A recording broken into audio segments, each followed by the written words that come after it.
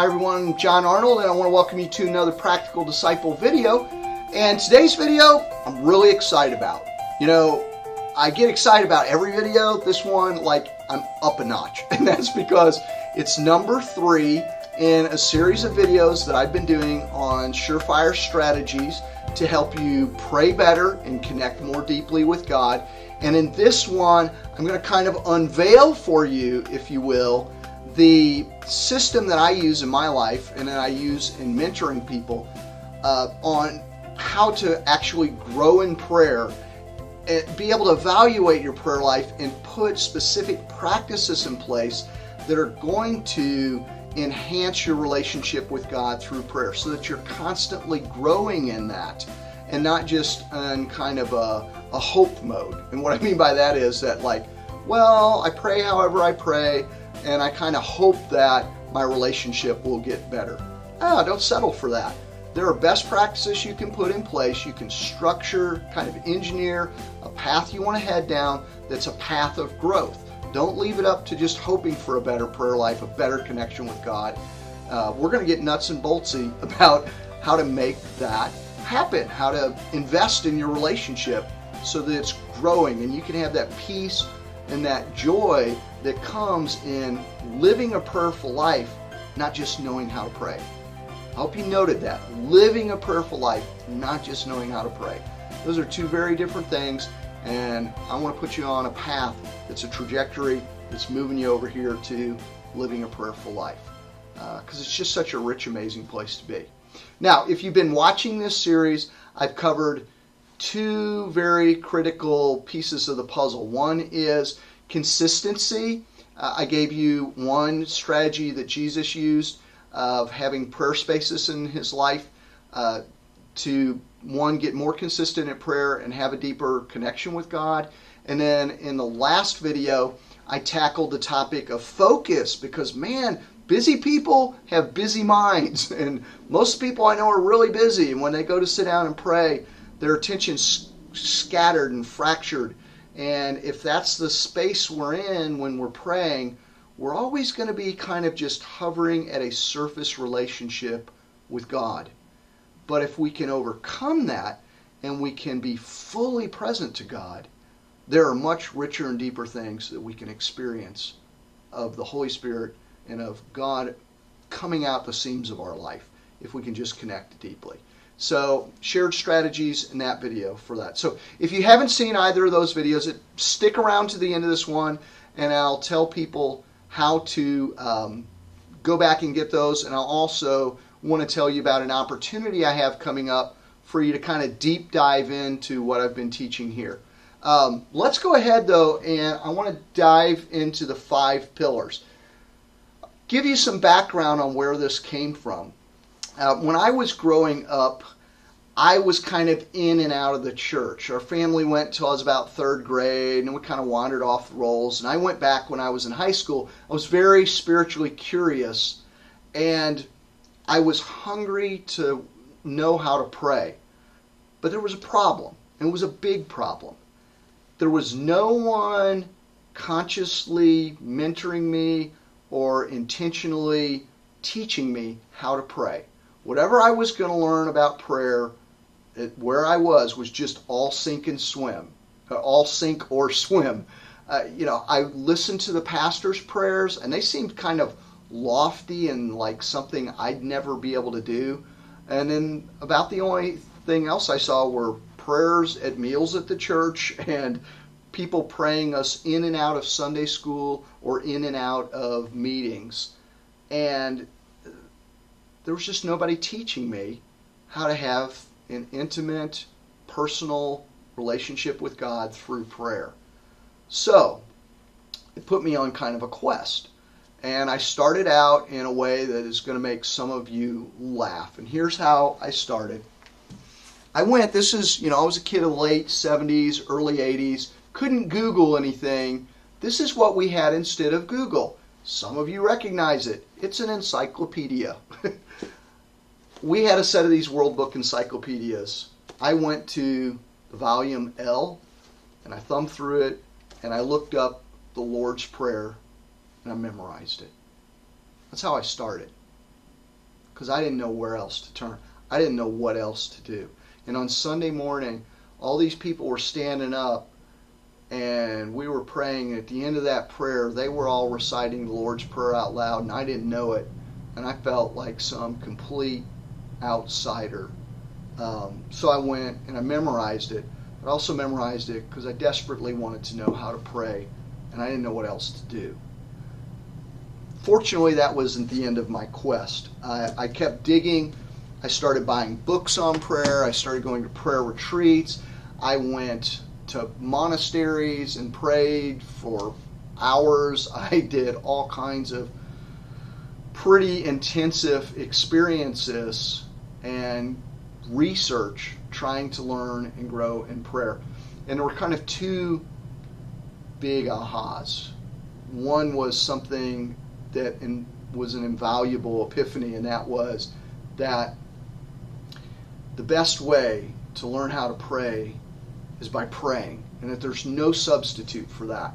Came to me one day, I was in a Christian bookstore, what I call the self-help section, which is the biggest oxymoron there ever was, Christian self-help. But I was in there and I was looking through prayer books, and I had shelves of these at home.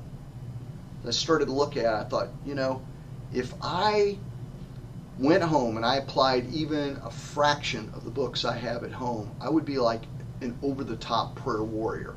And I knew what I needed to do. I needed to set that book down, and I went and I prayed right then and there. And I had this amazing, sweet, beautiful experience of God. It was at a seminary, and I went down to prayer chapel, closed the door, went in by myself, and just opened my heart to God. And it was beautiful. So there's no substitute for action. That said, there's more effective ways to act than others. And I was looking for, tools, not just tools, but I was looking for a system. And here's what was woefully lacking.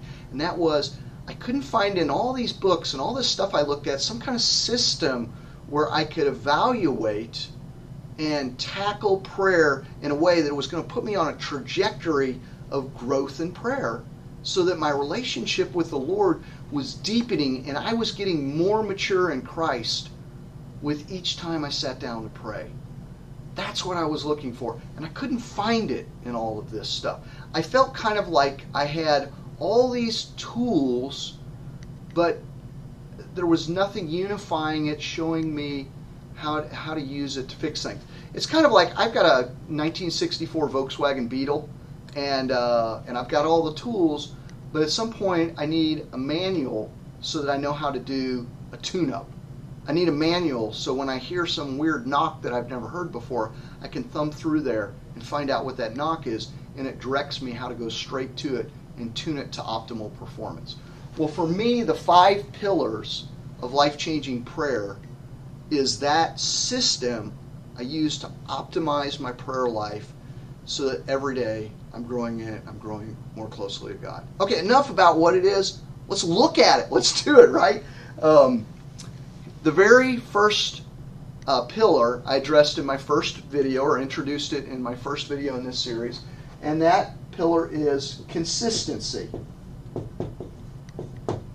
Anyone who is in a relationship or who is learning something knows the value of consistency. The more time we spend with someone, the stronger that relationship will be. If every day we're picking up the phone and talking to someone, we're going to have a better relationship than someone we casually talk to once every 2 weeks. If you're learning a discipline, if you sit down and you practice every day, you're going to do worlds better than the guy who was like me when I was a kid learning guitar, who doesn't do anything all week, and an hour before my lesson I go to try to cram in a week's worth of practice, which never worked.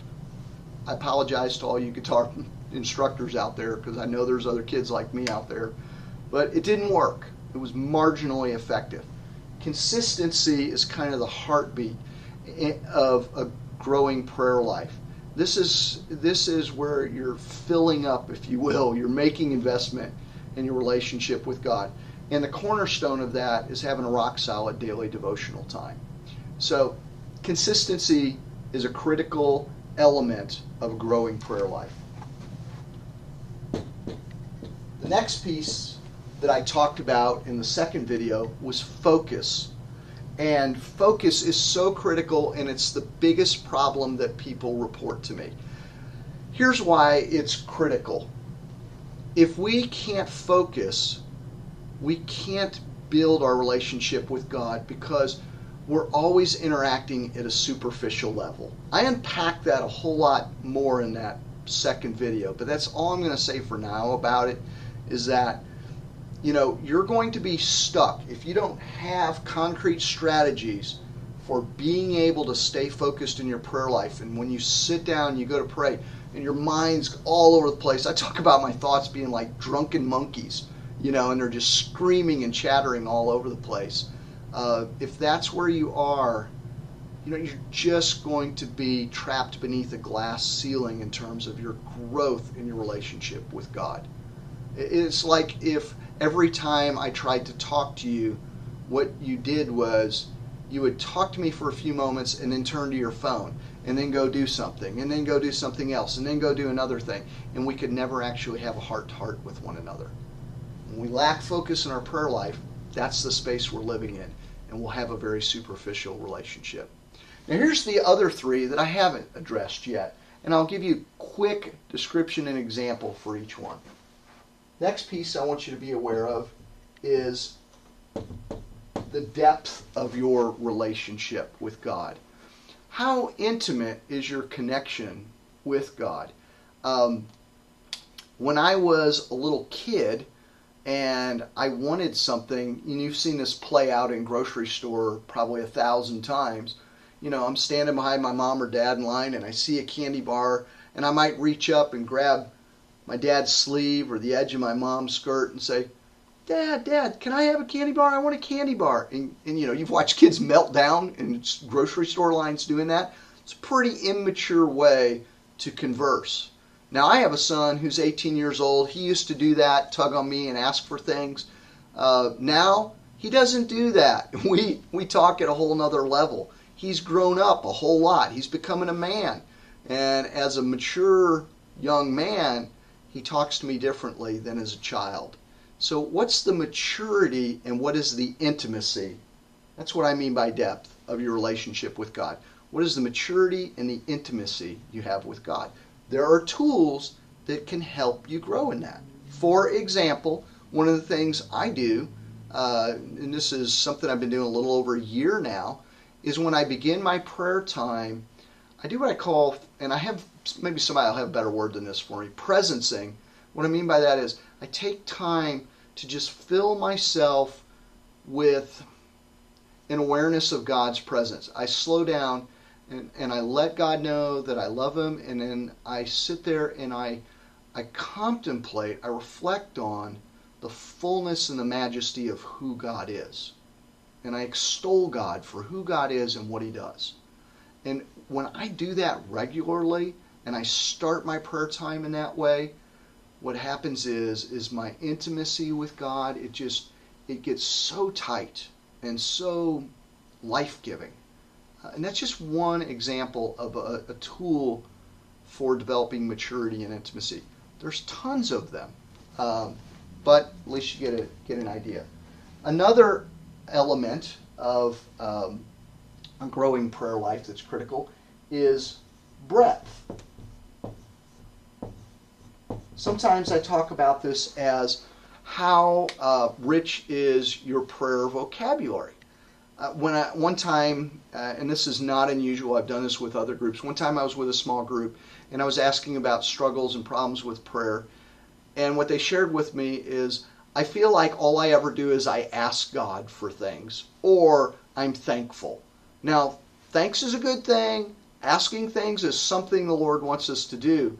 But there's all kinds of other ways we can come to God and experience God. It'd be kind of like being in a relationship with someone that you had only one active interest with that person, and that's all you ever talked about, or maybe two things. But what about those relationships where, okay, maybe you share a hobby, but then you also share values, and you're able to open up and tell someone your concerns, and you celebrate with them. You know, those relationships where we have multiple levels of contact and conversation are such more influential in our lives. They're so much more influential in our lives than the other relationships, and they have a quality to them and a depth and a meaning that's profound. So what is the breadth of your relationship with God? When you go to pray, you know, how broad is that conversation? One example of a way to grow in that is to start using prayer models. I've had several friends where I've come to them and they've been kind of stuck, and I've handed them the ACTS prayer model: adoration, confession, thanksgiving, and supplication. And they said it was like opening a door for them to a whole new way of praying, because they just never prayed that broadly. And there's lots of models like that. Or you can use devotional guides. Devotional guides can be a great catalyst for driving your prayers out into places that you'd never think to pray. Just one example, or a couple examples there. And then lastly, this is a biggie: integration. Here's what I mean by integration. Prayer should not be confined to your prayer closet. It shouldn't be confined to just devotional time. Prayer is a celebration of what you've been through, and it is a preparation for what you're going to go through. There should be two different ways that prayer is getting integrated into your broader life. First off, prayer should inform and shape how you live your day. Here's a quick example of how I work on integration. At the end of every prayer time, I try to identify my gift for God that day. And I put gift in those little air quotes because it's an acronym, and what it stands for is my godly intention for today.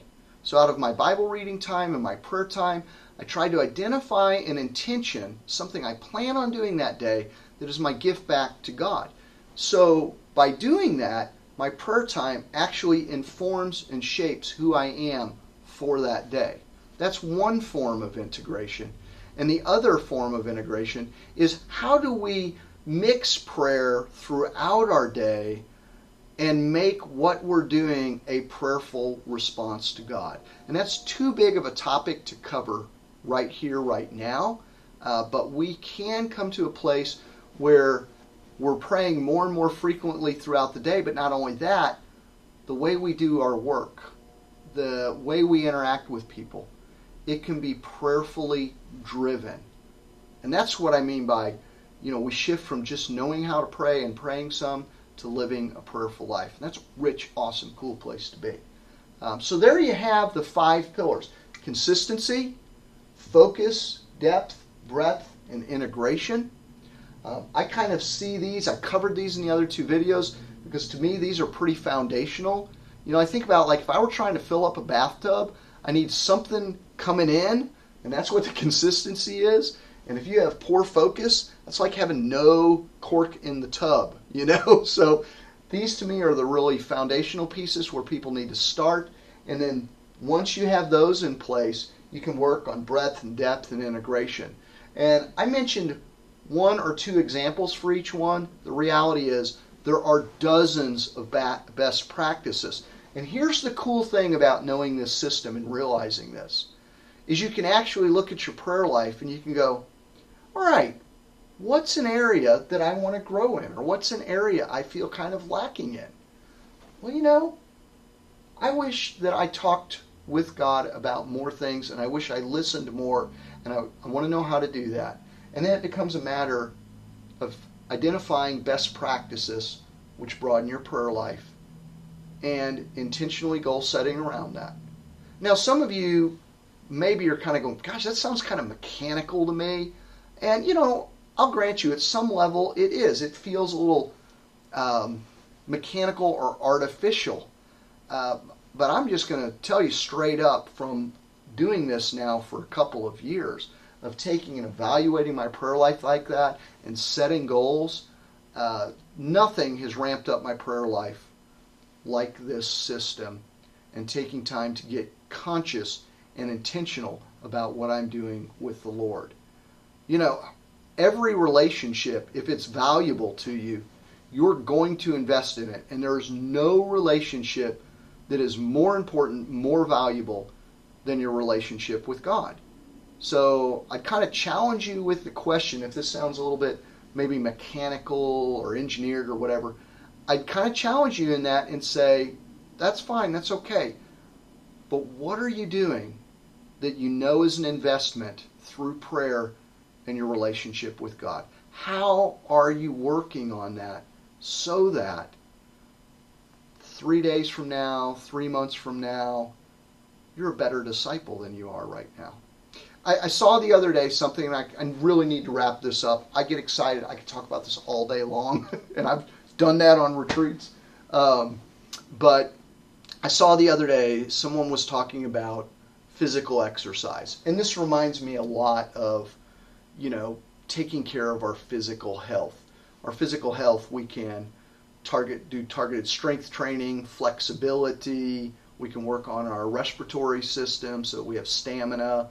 There are ways we can evaluate our health, and then we can consciously do exercises and be a healthier person. That's what this system is, but for our spirit. I was reading something about working out the other day, and someone said, work out for 2 days and you'll feel it. Work out for 2 weeks and you'll begin to see it. Work out for 2 months and then other people will begin to see it. I think that's really true about our prayer lives. If we don't rely on just kind of hoping our relationship with God gets better, but we actually consciously work out our soul, if you will, by adopting some spiritual disciplines that are targeted spiritual disciplines that are going to help us grow in specific areas, in a couple days, you'll feel that. In a couple weeks, you'll begin to see the effect of it on your life. In a couple months, other people will begin to see it, and they'll wonder, what's going on with him? Why is he in such a good place? Where has that peace come from that he has? Where has that energy of life those fruits of the Holy Spirit, where are those coming from? What's changed about her? What has changed about him? So I don't want you to just trust me on this. Kick the tires of it. Test it out. Don't believe me. Believe your own experience. Take one of the examples that I've given, or go back to the other 2 videos. Those I give a lot more practical instruction. I don't just sort of give you an example. I give you a training in a specific example, if you will. Take those things, apply them, and see for yourself if you don't start growing in your relationship with God through prayer. Now, at the beginning of this, I think I said, I can't recall, I've gotten excited about this thing, that there's a cool opportunity coming up where I'm going to be offering some intensive training around these 5 pillars. A little over a year ago, I did a live training and I recorded all of those webinars, an hour-and-a-half webinar on each one of these, hour to an hour and a half. I think one of them I limited to an hour. But I did those webinars and I recorded them, and I'm taking those webinars and I'm breaking them down into topical pieces that are maybe 7 to 9 minutes on average, so that I'm going to create a discipleship classroom on prayer where you can go in and there'll be a compendium of training videos. Right now I've got 41 uploaded. I'm anticipating probably over 60.